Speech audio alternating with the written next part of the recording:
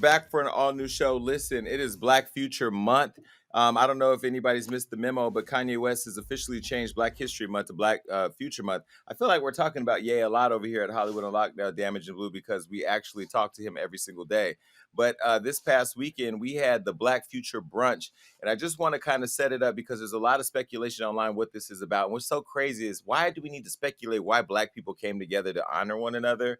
So just to bring people up to speed, Kanye West and I were talking about Black History Month, and he said, I really want to reclaim our Black History Month as Black Future Month, because I'm really focused on the future of how we can invest in technology and media and fashion and food and industry and technology. And I was like, yo, and I said, okay, what does that look like? And he created this symbol. And let me show you what the symbol looks like right here. Well, when he posted that on his Instagram, I said, yo, we got to make this more of a movement and less of a moment. And he said, yeah, I agree. This does need to be a movement. So where do we start? What do we do? And he has a lot of great ideas in terms of how to build under all those pillars. But I said, let me tell you, from where I sit, where we need to start is with Black media. People who are in the media, who are Black, who look like me, who talk about people who look like you, and let's get them involved, because ultimately we want them to be the storytellers that go back and help us control our narrative. We need to reclaim our narrative. And in that conversation, some really powerful ideas were exchanged between the two of us. And then he was excited and wanted to do it immediately. So Damage Blue, we did this in 3 days. You both were there. I want to know a couple things. One, what was your takeaway? And two, what was your takeaway after you thought about your takeaway? Because it's been hitting me different ways in different times. Woo! Well, Jason, let's just talk about the setup of the brunch. Walking into that warehouse, I don't think I've ever been to a brunch at a warehouse. It gave me vacancy, but it also gave me like high power. It was very illuminating. Like, this was the most, I've never seen anything like this. Instead of the round table, there was a triangle table. I'm not gonna lie, I didn't know what I was walking into, right? But I think I did. I was like, I know when you walked in that warehouse, you saw that black triangle. I know you were like, ooh. I said, wait, are we about to do a blood sacrifice? No, I'm just playing. But I think what was amazing about it, because I did get to go outside and walk back in with all the people from media, and to get to see friends like Carl Cherry that's at Spotify, my boy Trent from Hip Hop DX, and so many people that are from so many different media platforms, but like you said, that look like us. I thought that was the most powerful thing, because I remember back in my old days of hosting, I used to see a lot of these media personalities and all these people that work at these media platforms. And I felt like there hasn't been an opportunity yet for us to come back together and talk about issues that affect us as Black people. So just that alone was so powerful, to see so many different faces, so many different people come together and talk about this topic of how we're being represented in the media. And some of these people worked at Black platforms, and some of these people didn't work at necessarily Black platforms, but they were Black people in it. And I just thought it was just a powerful moment to sit down and fellowship and kind of have that communication and create that dialogue, because I feel like with social media, we are still connected, but we're so far apart. And I feel like we need that face-to-face interaction. Yeah, and it's so crazy. We're always hearing people have those conversations about the proverbial table. Like, I want a seat at the table. Where's the table? What you bring to the table? I am the table. We're always hearing that talk. And I think one of the things that I thought about recently is a lot of us are fighting to be seated at tables that our ancestors would have flipped over, right? Not all tables are good. So when I walked in there, I was like, they built this epic Last Supper / Illuminati / you could tell somebody got money, beautiful ass table, but it's a table that we built for us, by us, to feed the community. So that kind of struck me immediately. And then when I sat down, I was like, now Blue, you don't know how to lie. Do you want to say anything? Because you don't know how to lie. And so when Jason was like, no, take the mic, I was like, wait, we're in a space where people can tell the truth and be surrounded by other gatekeepers and not be demonized for it. So I love that diversity of thought was so encouraged. Jason, every time you and Ye were honest and talking about how you guys have disagreements and how you work through it, there was so much power in seeing two alpha males like show to the public, well, not to the public, to everybody at the table, what it's like to disagree and still find a way to find a middle ground and find what's best for the community. I feel like a lot of times when people see you with Kanye, they assume you have to be a yes man in order to be around him. But literally all we did was talk about diversity of thought. And that's what's so powerful to me is Black folks don't have to agree to be powerful. We just have to be on the same page. That's Well, what I right. loved about it, and let me be very clear, when I curated that brunch and why I made sure that you two were there, not just because you're on the show, is because we aren't yes men. We don't just go with the flow. I want perspectives around the table that challenge him, that challenge me, that challenge yourselves. And I think not only did we have people from media, but like you said, you had the neighborhood talk and the Hollywood Unlocked and the Ball Alerts, but then you also had Variety. You also had Forbes. You had people who represent LA Times, people who were representative of establishments that aren't owned by us and that may not be for us, but because they are there and they have a different perspective, I think was important. I also want to shout out Connie Orlando, one of the heads of BT, and to James DeBose, who actually gave us the deal on Fox Soul, who was also there. He heads Fox Soul, and to my friend Amber Raspberry from Amazon Prime, who she's done a lot of amazing work. I felt once we started to talk and people started to look around the room and go, can we really say whatever we want to say? I remember Kanye saying, say what you want to say and stop apologizing for being honest. And I was just like, yo, it was good to hear him say that. I felt like when he said it, everybody else felt like it gave them permission to do it.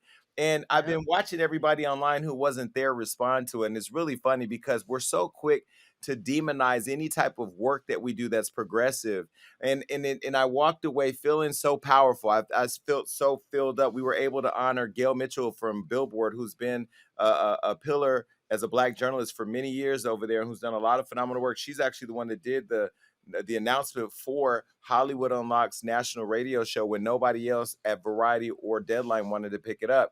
And so when I thought about the community that we created that day, I won't lie, I walked away feeling like it was bigger than I had imagined when we put it together. We knew we were pulling together 50 people who look like us, who does the work that we do, but I left feeling just this has to be a bigger mission, a bigger movement. And Ye has called me every day about I want to do it again this week. I'm like, we can't do it again right this week. Like, let's make this purposeful. But he wants to do it every week because he loved it. What were some of the takeaways that you guys got from the actual brunch, like tangible takeaways that you actually received or saw? I could just piggyback off what Blue said, and I think you said it in the same light. The fact that people could have their own opinions, but there was no canceling in the room, there was no arguing. We can have a difference of opinion, but still move towards the same goal. And I think that's what's so powerful about sitting down at the table. You have an idea, I have an idea. Let's try to meet in the middle and see how we can work together. A lot of people are all tied up to Kanye's personal life. But what he did, well, along with you, Jason Lee, is set down people that needed to have their voices heard and to talk to each other. A lot of people haven't had the opportunity to have this crosstalk with each other. Like you're naming legendary names that I don't know last time or if I ever even met these people. It's a powerful moment. There was some young people in media there. I was sitting next to a young lady that worked at Ball Alert, and you're talking about somebody that's an OG, a legend that walked that billboard. There's a networking opportunity. There's a fellowship opportunity. There's a mentoring opportunity there. So I feel like it was so many things happening on so many levels that it was just kind of like I just sat back, I'm an observer. I just sit back and just like, wow, this is crazy. Like I'm sitting next to my boy Carl Cherry. We got the future of media sitting over here. We have the OGs of media across the table talking Yeah, about, Arnold people that Turner, worked who's at covered the BT. red carpet for years, sitting in there. It was one of the moments for me that was really important was when the lady from Essence said that, sometimes our celebrities, our Black celebrities, feel like the ice is colder on the other side. And Mm-hmm. that oftentimes these Black celebrities run over there to the affection of white people. This is something I've been saying for a long time. Remember, that was a criticism that I've said to a lot of people right here on the show. And she said, like, we would love to have you on our cover. And Kanye took her number, called the owner of Essence, and now they're setting up the photo shoot for the cover of Essence. I mean, that was the power of the transactions that happened between Black people in that room. This is somebody who, came there not knowing why she was there, because I'll be honest with you, we didn't even know everything about what we wanted to do until we literally were 2 hours before the event, because I started calling people, asking them what it meant to them. Like, what do you think today mean? What would you like to see out of today? And so we shaped it that morning. But I think, nobody really understood how powerful it was actually going to become. Shout out to Armand Wiggins. He's a YouTuber who I've showed a lot of love on some of my shows. He was invited there, and I know he's on his come up, and I think back from the times where when I was where he was, and I just moved to LA, and I had all this ambition and I wanted an opportunity, but nobody opened doors for me. I said on my Instagram when he posted me, he said I was the GOAT. I reposted and I said, I don't build tables to sit at them alone. I'm not insecure. I don't feel like I lose anything by sharing my space with others. Yes, I'm building my relationship with Ye, but it's important for him to know all the other people I have a relationship with who are important. And so when I'm sitting there and I can sit across from James DuBose from FOXSOUL and have a dialogue about how we disagree over money or how we disagree over price and value, and not value, but price. And then for Ye and I to show that we disagree. One of the criticisms that I've been getting online is that, and this is where I think we all have to kind of check how we do what we do, right? I am a Black man, Black entrepreneur, Black CEO, and oftentimes I've been discredited by my own people. The first thing, whenever I got close with Cardi, we were Cardi Wood Unlocked. Then when I got close to Floyd Mayweather, it was, oh, he's in Floyd's pocket, he's in Floyd's pocket, or he's on Floyd's payroll. Then when I got close to Ye, oh my God, he's brainwashed. Me and Ye have disagreements and very spirited conversations around perspective. And what I respect about that man is that he doesn't try to change me. He doesn't try to tell me how I should behave. Just like I think in that moment, Blue and Damage there at the brunch, all of us were exchanging ideas from multiple experiences, but none of us were trying to convert anyone to believe our experience was better than theirs. Yeah, I will say, because you guys know that I'm a social commentarian and people tend to see me as the one who's going to call out the bull. When I posted about how transformative and beautiful and sincere the event was, the same folks who for the past 15 years have trusted my judgment were suddenly giving me a sad eye. And I was like, isn't it funny that if I had written a piece dragging everything and saying it's all crap, you would have been the first ones clapping and saying, yes, Blue, good job calling it out. But when I tell you that I hit something good and that there's good news and that all these Black people are coming together to break generational curses and create generational wealth, and we're all in the same room in the same way that we often clap for the Jewish community and the Asian community for doing. That's what stuck out to me is we always talk about how the Jewish and Asian community are really good at galvanizing and coming together. Sunday felt like we were finally doing what they have always been doing. You know what I mean? It felt good to have everybody in the same room. And instead of assuming about each other, we were sitting across from each other and talking directly about how to impact change. And when I go back and tell my audience, you guys, something good happened, they were like, it's Ye and Harriet Tubman and the ghost of Harriet Tubman. And I was like, wait, pause though. Like, pause. We always say that when someone hurts you, the best case scenario is for them to find a way to make it right. I just told you I was part of something that was going to make it right. And you guys were so stuck on being angry that you couldn't let go of your anger to leave room for change. And so for the audience, I am challenging you to ask yourself, do you really want change or do you really just like complaining? Because real change happened on Sunday. And let's be very clear. I'm not going to be a part of wanting to see the permanent and total destruction of my people. We can have our moments, and I've had many disagreements with people. I've had public disagreements with Megan Thee Stallion, but I've also talked to Megan Thee Stallion today. There are a lot of conversations happening, a lot of healing happening on my end that I'm intentionally choosing to do. What I will say is that I've been very critical of the things that he's done and said in the past. I've told him that, and I will continue to tell him that when he does things. One thing that I won't do, and I want another highlight from the brunch, is he was in a back and forth exchange with Kim Kardashian, his wife, and the mother of his 4 children, while we were actually sitting there having this inspirational brunch. And I'm sitting there watching him post on his Instagram the stuff he was posting. And so he looked up and he said to everybody, he said, if you were looking at my Instagram right now, y'all would say I'm crazy, but do I look crazy? And I almost died because when I think about it, it's a man in a fight with his baby mama. That's really what it is. And there's a lot of men that I know, including my brothers and cousins, who've been in fights with their baby moms. And that doesn't mean that defines, or that circumstance defines who he is, and some will say, oh, well, he's not on his meds and he's crazy. Well, guess what? I'm not on any meds, and some would say that I've been crazy. But I feel like it's the moments of vulnerability, or maybe like the lack of having good people around or a good community, that should not define us forever, especially when we're in a world of Whoopi Goldberg and Joe Rogan right now when we're looking at the disparity among Hello. our people and how we're being treated in a space where a far more egregious act of racism is being treated very differently than how we're treating a Black icon. And I think Amen. to some degree, this brunch, even though it was put on by you, Jason Lee, and Kanye, was bigger than Kanye's personal life. And I feel like a lot of times we get so caught up in these celebrities' personal life that you're not understanding that this was a Black media brunch. All the biggest names from Black media and upcoming names were sitting here together to talk about how we're going to be portrayed in media, things we want to see change. This was bigger than Kanye's personal life. And I feel like people need to start seeing that as well. It's not all about this person, but this person did come to the table, this person that you want to cancel so bad, and created a platform for all us to come together to move forward. And I think that's where the concentration needs to be. And that's why I'm glad we're having this conversation right now, because a lot of people, like you said, Blue, were hitting me up like, oh, Kanye this and Kanye that. And I said, did you not notice the other 50 people in the room, though? Right. Did you just see Kanye? And whose fault is that you just seen Kanye? Now, I understand it's Kanye. He's bigger than life, and I get it. But did you see the other individuals in that room? And that's what I loved about the brunch, that all those individuals in the room was heard, they were seen, and they were able to give their opinion and talk about how we can move forward in Black media. Mm-hmm. Well, let me say, I saw some other narrative online say, oh, Kanye throws a brunch and gives you guys free food and some Yeezys, and all of a sudden he's not a. Let me explain something. Ooh. Let me tell you how the Yeezys came about. I was walking through the warehouse and I said, "Y'all got some extra Yeezys?"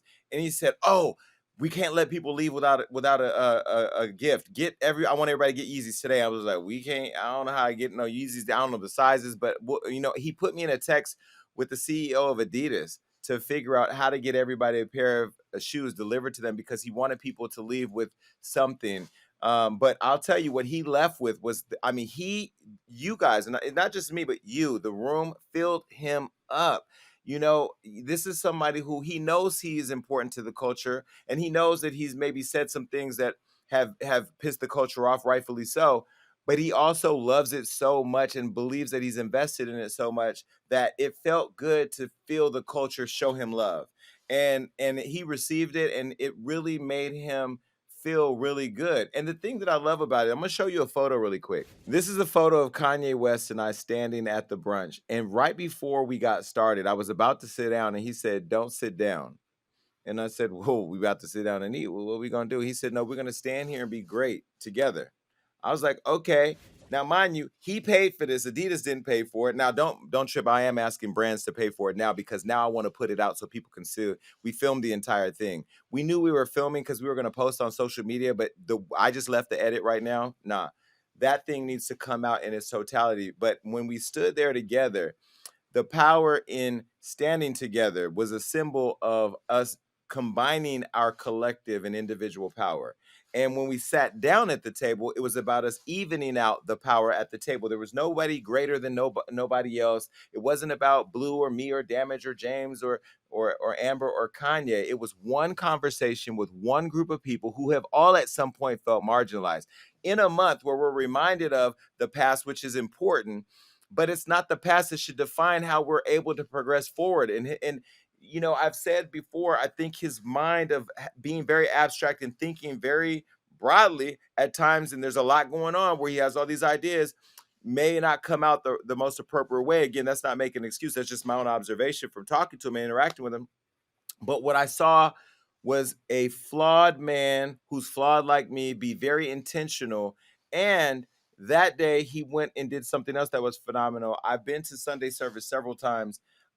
Kanye is not one that's ever allowed social media to be a part of Sunday service or to allow the media in. And right before Sunday service performed, he looked at me and he said, "Should we let him post?" And I said, "Absolutely." And he said, "Okay, tell him to post on social media." His team was like, "Are you sure he said they could post?" I'm like, "He just told me they could post." And when I told everybody, you would have thought I announced the Super Bowl winners or something. Everybody's like, "Yeah, we're going to post on social media." And they started posting, and all that power in the room and all the takeaways of everybody posting positive things on the internet, there had to be one hater in the group. And at this time it was Revolt. I got a tweet from Revolt, Damage, your old employer, tweeted this. Take a look. Waiting on our invitation to Sunday service. Now, I'm not sure if they got some new intern over there that has some kind of bug up their ass, or either Puffy must be on a yacht with one of his model friends or something. But somebody is asleep at Revolt. You guys, I have reached out to you. I've been over there. Damage used to work for y'all. Y'all know our numbers. But when you exclude yourself from the table, you can't then turn around and say you've been excluded from the table. You didn't include yourself. You don't reach back. You don't build. Revolt has lost the Breakfast Club. They lost State of the Culture, and they lost the Justin LaBoy show. What is your program even doing over there? What do you have news? What are you doing? You hired Karen Civil to be somewhat involved in your digital program. I don't even see y'all online. I would love to have built with Revolt. In fact, in 2016, I went to Revolt with Shelby Stone and Queen Latifah with a project, and you told me that ain't what y'all do over there. So I'm confused, but I found it interesting that now that we're building momentum, people are making it all about them and wanting to come out and be a hater. And just it was so annoying. And I posted on my Instagram. You can go take a look, but the hate is not necessary, people. Like I said, there's room at the table for everybody. But what did you guys think about the Sunday service? Was that your first time? I was a Sunday service virgin. I had never been before. I cried when the babies came out. Like I could not take it. God was in the room, y'all, and I say that, and I don't say that lightly. There was a moment where I was so aware of God's presence in the room. I felt like moved to tears. There was so much love in the room, and it also made me think about all the times that I've judged people who were celebrated from a distance, not really knowing where their heart is. So it's gonna make me more mindful about who I wag a finger at, because what I saw at Sunday service, you couldn't fake that. And afterwards, Jason, I was part of that promo that they did afterwards, and I stayed behind and did a promo with the Sunday service choir. And they all stood around me in a circle while I talked about what my vision is for the future of the Black community. And at one point, they all started clapping for me, and I started crying. There was so much love in that circle. I don't know when the video is coming out, but like that purity, I really, really wish our community as a whole really knew how powerful we are when we all come together from a place of love and God. And I felt God that day. Let me show you a couple more visuals from that brunch. Take a look. This is a table of all of us sitting there. This was the dynamic. This was a V-shaped setup where we could all face each other. It was very intentional about being able to look each other in the face and talk with one another. And you can see everybody was dressed in all black.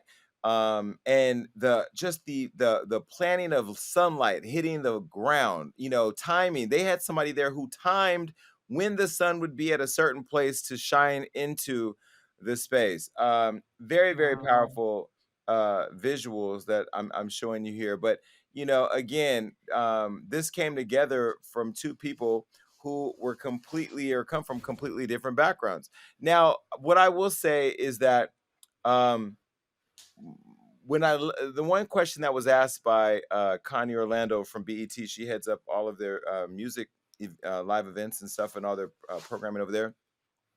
She said, what's next? What's next? How do we turn this into a movement? How do we turn this into something? And she and I have had a phone call since then, and we're going to create a smaller group of people to kind of flesh out what some ideas are so we can pull together this idea that we can bring back to the larger group and build from. And also, the visual from that day will be released. We don't know where it will be released. We don't know when, but it will be released. And folks, please be on the lookout for that. But something else that was discussed there, guys, I really want to get into is something that I felt very passionate about because I was actually called and warned not to go there. And thank God I work for myself.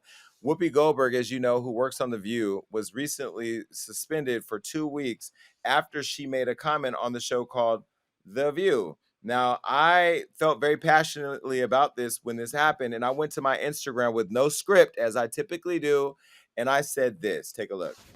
Y'all suspended Whoopi Goldberg. You suspended The Color Purple on the 1st of Black History Month. You suspended the only Black EGOT, or maybe she's not the only Black. Is she the only Black? She was the first Black EGOT winner, a person who's won a medal in every part of the industry is on suspension because she said her view on The View.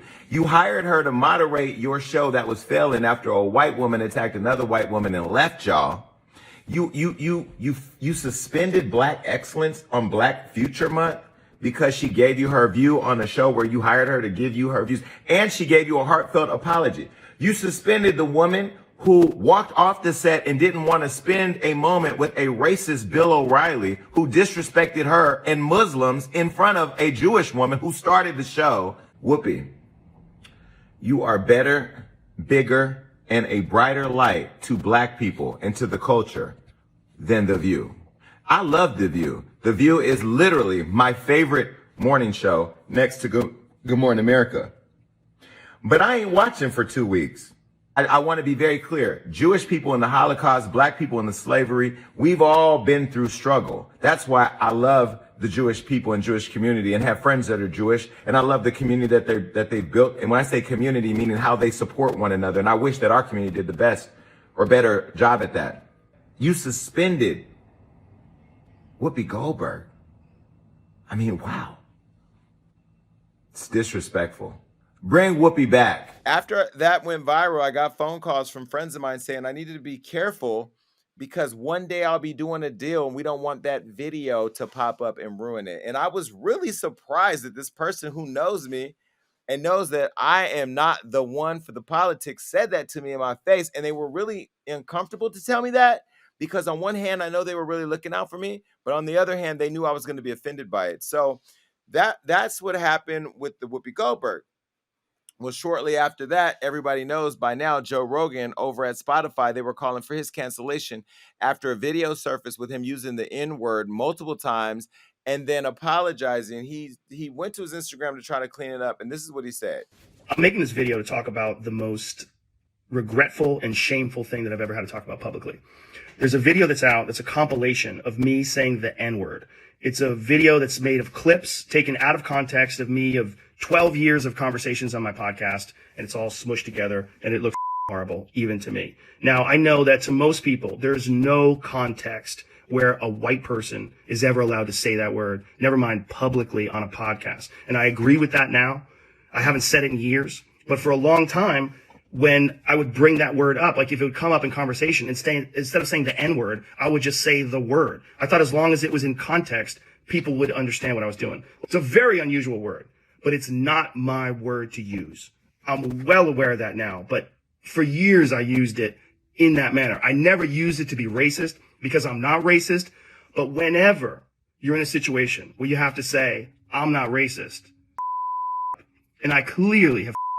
Now, I'm confused. I'm looking at something that's very clearly disparate to me. Whoopi Goldberg has lost almost $200,000 and has been publicly admonished and taught that she better sit down.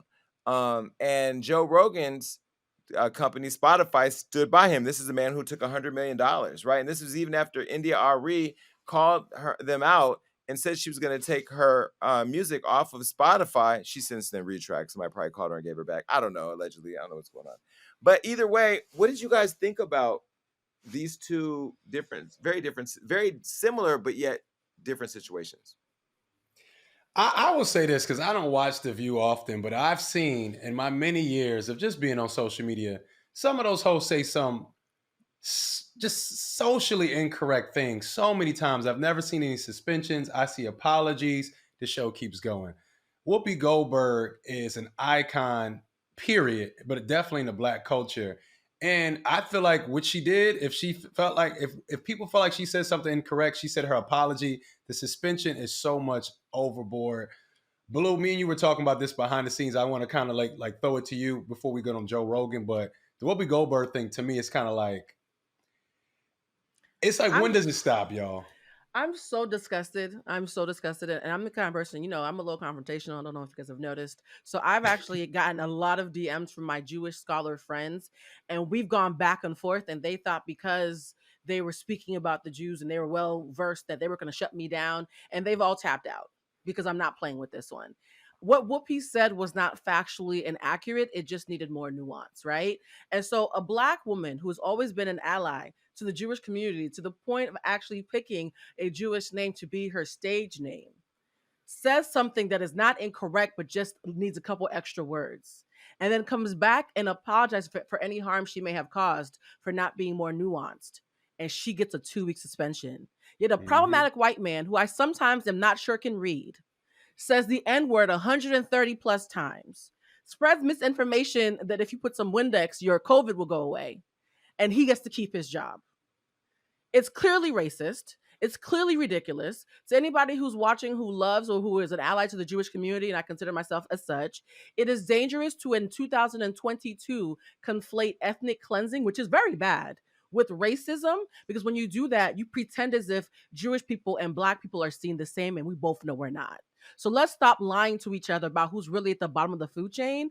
Black folks, what we go through is bad. The Holocaust was disgusting, but what's happening in modern times is not comparable, and it's intellectually dishonest that because you want to have access to the word racism, you are basically using her to be like a pinata for her to be made an example out of. It's disgusting. And The View constantly has white supremacists on their stage for the past 25 years. And whenever they get pushback, they say freedom of speech. So a white supremacist can be factually inaccurate and he gets grace and can be a host. Megan McCain. Sorry. No. A white person. No, wait. Megan McCain. Let's be clear.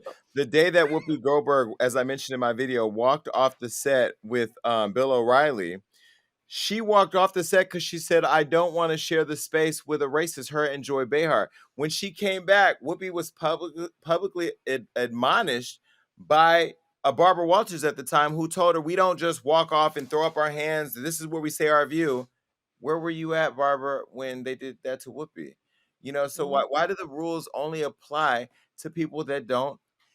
Why do they only apply to us? Why they don't apply to the people that don't look like us? And let me tell y'all, to you, hey, you watching High, the reason why I'm not bigger than I have all the potential to be is because I would have came back on live TV and I would have said, you know, because Whoopi Goldberg is at her house contemplating one of two things. Do I go back to The View, knowing how I've been publicly humiliated? They've been talking about me on every news channel, every show. Do I go back and sit there and don't say anything like a good old and just get right back to work? Or do I go back and get the same affordability Kelly Ripa did when Michael Strahan didn't tell her that he was leaving the show, where I get to stand there, a single camera with no audience talking, and say exactly how I feel? You will not give Whoopi Goldberg the same respect that you gave Kelly Ripa. And the only reason why, ABC, is because she's a Black woman. And I'm going to go a step further to say something to all of you Black people, you Black ass cowards who didn't stand behind her, all the celebrities who probably texted her to get on The View. All of you celebrities who are afraid to lose your position because how dare you stand with another Black person in the face of white people, right? You should be ashamed of yourselves, because when you don't stand for somebody like Whoopi, you pave the way for them to do it to somebody like me and like you. And so when I look at what's going on and I look at it all and I call it out, and then I get a call to be reminded that I could be canceled, man, you can cancel these nuts. I'm going to do what I think is right. I'm going to do what I think is right. And there's no way in hell, I've been watching Whoopi Goldberg my entire Black life, I'm not going to sit up here and say something. Oh, and back to you Black folks. What happened to hashtag protect Black women? That only applies when you get shot in the foot. It should apply when you get shot in your integrity, when you get shot in your character, and when you get your whole persona assassinated in front of white America. You guys should do a better job. And you know what? Don't come in my comment section saying I'm messy. Do better. Mm-hmm. When we stand together, we're powerful, man. Like, and I think we need to have this conversation. We need to push it along. Like you said, Jason, where we at? Mm-hmm. This is Whoopi Goldberg. This is an icon. She must be protected at all times. What she said, like Blue said, maybe needed more nuance. She apologized, but we need to stand up for our people. We need to stand up for our icons, our elders, our legends. We need to stand behind them. They need to feel that unity. And it's not enough just tweeting about it. We need to show up, like Jason, how we're using our platform today. There's so many Black platforms out here. Where's the uproar? And that's what other cultures do. That's what the Jewish community does. And I feel like we know this by now, and it's time to stand together, because when we do, we're powerful. N.D.A.R.E was one Black artist who did stand up and say that we shall stay together. Take a look at what she said. So we know how social media can be. Things can be doctored. People are taken out of context. It's happened to me many times. However, I want to be clear, in no uncertain terms, where I stand on this is that he shouldn't even be uttering the word. Don't even say it under any context. Don't say it. That's where I stand. It's my right to stand there. I have always stood there. So now we have this person who is offensive to a lot of people who's paid $100 million. Spotify, the backbone of Spotify is the music. So you pay the musicians that are the backbone of your business 0.003 to 0.005% of a penny, and you take this money that you generate over here and you use it to invest in this guy. Do what you want, but take me off or pay me too. And I don't just mean me, I mean us, artists like me. Pay us too. Pay podcasters of color too. Well, I'm sure they didn't cut her a check, but then she did this. Take a look. First of all, this conversation about Spotify, Joe Rogan, me, is not about Spotify or Joe Rogan. It's about my integrity. It's about being who I am inside, aligning with who I am outside. And it's about my dignity, not allowing anyone to belittle me. I'm not trying to attack anyone. What I'm doing is standing up for myself. So, number one, people who are talking about censorship and censoring of him, censorship is being at the threat of loss of life or freedom for your words. No one's being censored here. This is not about censorship. This is about curation. Two, I don't believe in cancel culture. Joe Rogan can leave Spotify today and someone else will want him. No one, you can't cancel. You can't actually cancel someone. You can curate a space. So again, this is not about cancel culture. It's about curation. Third, to be very clear, I never called him a racist. What I did in the curation of my space is say, I don't like this here. I don't want to be here. Anyone who saw those videos and decided for themselves if he was racist or not, that's their perception. I think he did well with his apology. I also found some of it disingenuous because everyone on the planet knows that that word is loaded, and that's why most people say the N-word when referring to the word. And so you choosing not to say the N-word is at best an edgy choice. You can be edgy, you can be a comedian, you can push the envelope, but also you must deal with the consequences of the language, thereby curating your own life. If you expect people to just accept it, it's not going to happen. So you're going to have to deal. And that's what is happening now. He has to deal. But he's not being canceled, censored, and I have not called him racist. I'm sure other people have because I see how they see it as racist. What I'm sitting with here is that I think he didn't see it as racist. Why would he be outwardly racist when he's part of the comedy community, which is the greatest comics are black? The current greatest comic in the world is black. Why would he want to outwardly be racist? Whether or not he is in his heart, I don't know. But I don't think he intended to be racist. I think he intended to be edgy. And he knew he was doing it. Well, listen, I don't know if her clarification of her original position was even necessary because we heard you loud and clear what you said. You said that artists aren't paid the right amount of money for the platform that they're on, which is all about music, but yet they're sending all the money to a guy who's racist. I mean, you said what you said. Why do we feel the need to overly clarify our point of view when it comes to defending our blackness and being treated fairly? Because black people aren't human, so we have to be perfect to have any dignity. If we skip a word or stumble or make any kind of mistake, we're canceled, or somebody is holding us to But why rules. do we feel? Because we know we're human. We don't care what Hmm. they feel. Why do we feel a need to apologize? Like Kanye said, say what you want. Don't apologize. Just say what you want. And I'll say in the same breath, Blue and Damage, I don't believe Joe Rogan should be canceled. The only reason we Yeah. believe Joe Rogan should be canceled is because we're mad as hell that we would be canceled for far less. Look at Whoopi, right? So when do we get to a place where accountability culture can replace cancel culture on all spectrums? Where's Taylor Swift?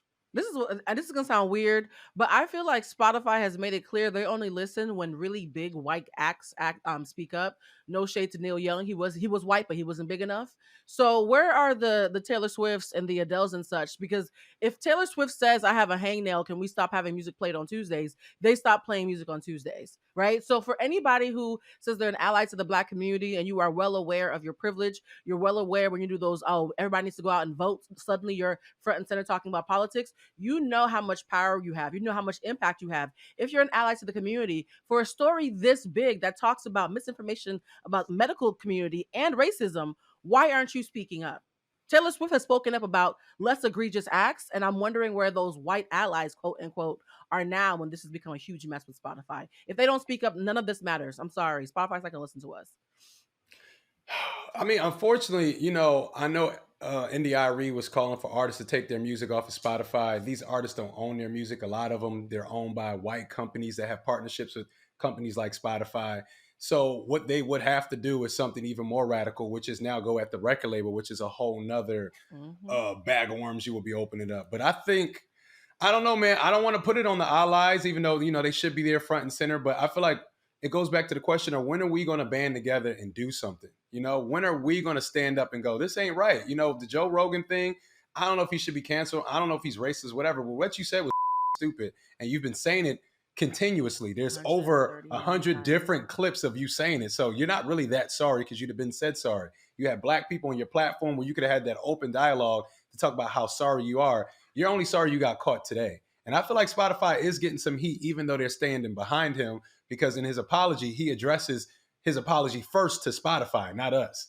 So there's something that is going on in there. But it's not just the N word, guys. It's not just the N word. He did. But wait a minute. This is still a man. Spotify knew he was using that word when they gave him that $100 million. Spotify is complicit, just like ABC. Spotify is complicit, and ABC is trying to back away from something that's not even as bad as it was.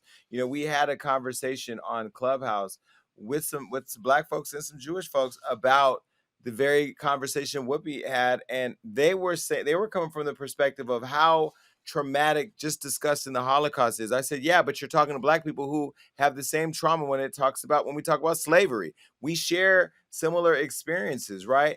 But I don't think that we need to destroy one another because we don't understand. I think ABC and The View lost an opportunity to bring people together. But somebody that is standing for themselves is actress Zendaya. She now is going after D.A.R.E. America because they're coming after her show, Euphoria. Now, we've been talking about the HBO hit show Euphoria, where they say that the show glorifies teen drug use. And they've said, quote, rather than further each parent's desire to keep their children safe from the potentially horrific consequences of drug abuse and other high-risk behavior, HBO's television drama Euphoria chooses to misguidedly glorify and erroneously depict high school student drug use, addiction, anonymous sex, violence, and other destructive behaviors as common and widespread in today's world. Now, listen, white folks, let me tell you, this is what your children are doing at school. This is why this show is important, because it's forcing you to look at the realities that your kids are living in these days. Just because when you went to school, all you did was play Leave It to Beaver and eat Oreos while you skipped down the hall with your little pigtails, that's not the world that we live in right now. Now, last night I went out. Amber Rose and I stopped by The Nice Guy, and I ran into one of the actors from the show Euphoria. We didn't really get into detailed conversation about it, but he was telling me, he comes from Oakland, and I don't even know his name, the white boy with the red hair. But anyway, I can't. I love him. Angus, yeah. Angus got 4.5 million followers. You know what the funny thing? Favorite. Angus goes, what's your name? I go, Jason Lee. And he goes, nice to meet you. And then he goes to Amber, what's your name? She goes, Amber Rose. He goes, that's a nice name. What you guys do? We died laughing. It was so humbling because we like, what you do? He's like, oh, I'm in that show Euphoria. I was like, for real? I said, oh, my friend Taylor Bennett. And when I went to his Instagram, I'm like, damn, you got 4.5 million followers. But anyway, he didn't know who I was. But, it was interesting to be able to see the conversation happening online with Zendaya, where now D.A.R.E. is going after her, and she's standing up. So Zendaya says, our show is in no way a moral tale to teach people how to live their life or what they should be doing. If anything, the feeling behind Euphoria or whatever we have always been trying to do with it is to hopefully help people feel a little bit less alone in their experience and their pain, and maybe feel like they're not the only one going through or dealing with what they're dealing with. And, you know, if you've never met Zendaya, she's a beautiful, sweet girl. So I don't know. Are they reaching here? Yes. Jason, the only thing that's glamorous about Euphoria is the name of the show, especially after this last episode where you see Zendaya, her character Rue, run around town looking for drugs. There is nothing about this show that should influence you to want to do drugs. And if it does, then you're already on drugs, and that's another conversation. I think D.A.R.E is reaching. I think D.A.R.E never watched the show. I think this is some kind of weird publicity stunt where they're trying to align with one of the biggest shows on HBO right now. And let's mention that it's on HBO. This is for grown people. None of the children shouldn't be watching this show at all. I'm not sitting down with my son to watch it, teach him a lesson. If anything, for me as a parent, I watch it for things to look out for with my 9-year-old son, who will soon be a teenager in the next few years. And it scares the out of me to make sure I'm doing my due diligence to make sure I'm keeping my son's environment drug-free. If anything, this thing is like, afterwards, I feel like I need Tylenol. I need to cleanse my soul. This show is insane. There's nothing glamorous about this show at all. In fact, after watching the show, I'm scared to take Tylenol. They got me scared of prescription drugs. That show is like scared straight. Like, it is so frightening. And Sam, Zendaya's partner, who actually co-produces and created the show, he has a history with drug abuse in his family or somewhere in his own personal narrative. So a lot of the subject matter is coming from personal experience. So the accuracy is what's really scaring some people. But here's the thing: I just interviewed a couple of days ago. They're doing this big thing with the Super Bowl. We sat down to talk, and I asked them about the show because they have kids, and they said they actually watch Euphoria with their kids and talk about it afterwards because it opens up discussions for things their kids would never bring up. And to D.A.R.E, you are full of because y'all know I love to study things. I've had to write about D.A.R.E extensively and what a failure they are as an organization. I'm looking straight into the camera. You are a freaking failure. There have been several studies that have been done that have showed that there has been no improvement in anything that D.A.R.E's ever been a part of. And you know why there's been no improvement? Because they, and I quote, foster public hysteria instead of having evidence-based education. They're just about hysteria. In fact, one study showed kids who went through D.A.R.E were more likely to take drugs. So you're actually more dangerous than Euphoria. Shut up. Well, listen, Shut up. I can't wait to watch the episode until you hear the song. They do anything for clout. You know what I mean? Because it really feels like they're trying to ride the coattails of the success of the show. You know, I want to also shout out Drake, who was there last night. Drake is one of the executive producers of the show. I've told this story on my show several times. I've known Drake for a long time. I knew him before he was a rapper. We had a moment yesterday where he was walking by. You know, I've lost so much weight, so he probably didn't recognize me. But he walked over and he's like, "What's up?" We started talking, and you know, I was able to give him his flowers. And I'm saying this during Black Future Month because I think in the future we need to start giving each other our flowers while we're still alive. Not as a fan or not as anything, but as somebody who watched this man have an idea that he was going to become a rapper. He told me his first mixtape was going to be a masterpiece. And then I told him last night, I said, it's so amazing to watch your career become a masterpiece. I know you told me your mixtape was going to be a masterpiece, but your career has been a masterpiece and you built it all. I said, I have to give you your flowers. You built it all with integrity, with talent, and with such class. And I just have to tell you on the outside, I'm so proud of you. I'm lifting you up. And he was really grateful for that. He said, man, it's been such a long time. We've come such a long way. And when I think about his career, when I look at him, sometimes I got to sit back and I don't look at Drake as a fan, although I'm a fan of his work. I look at him as he is literally the dream of being a young Black man with an idea, with a dream. And he figured out his thing early and he tapped into it. And he smells and feels rich, by the way. He had a cashmere sweater on and I was trying to smell him, but I didn't want to seem too gay. He was really, really cool. And I said to him, I said, hey, so, you know, he said, good. He said, congrats on that Ye interview.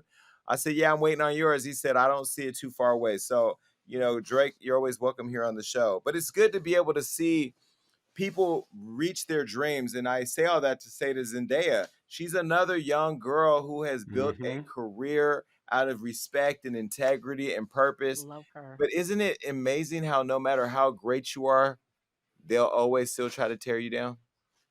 Always. We're still Mhm. human, guys. We're still people. Act like it. All right, so with all of that said, with the disparities between Joe Rogan and Whoopi Goldberg, with D.A.R.E attacking Euphoria, with Drake out here being a picture of black excellence and Ye leading the charge, what are some takeaways that you think people should have in making Black Future Month a real thing? I'll start by saying I think we have to consciously make a decision that we want to be great and that we want to make sure that everybody around us is great. The other thing I would say is that we have to be more mindful of resources that are available to us wherever we sit and making sure that they're circulating among our people. I think oftentimes we feel like we got to keep it all to our chest or we can't share because somehow we lose something.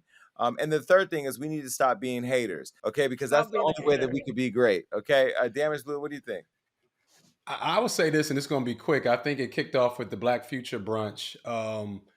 When we're together, we're powerful. And I think at this point in time, with all that we have going on, we have to understand that our voices are just as powerful. And we got to let people stop playing with our name. People shouldn't be able to play with Whoopi. People should be able to play with Zendaya. People need to stop being able to play with us and they think it's okay. We need to really band together because, like I said, together we're powerful. Yeah, and I would just say that a lot of you have, and I'm saying you because it's the proverbial audience that's watching us, you've become addicted to rage. They always say that anger is the closest facsimile to power. So a lot of you feel disempowered, and so you act mad because at least when you're mad, in that brief moment, you get to pretend like you're powerful. My advice would be to stop doing that and find some real power by trying to envision how you can be a part of the solution.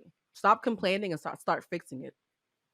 Yeah, I agree with all that, and I hope that everybody watching today feels empowered to share this video. Make sure you tell people the experience that we had, and let's continue to keep this love thing going, man. Be black, be proud, be strong, and be the future. Peace.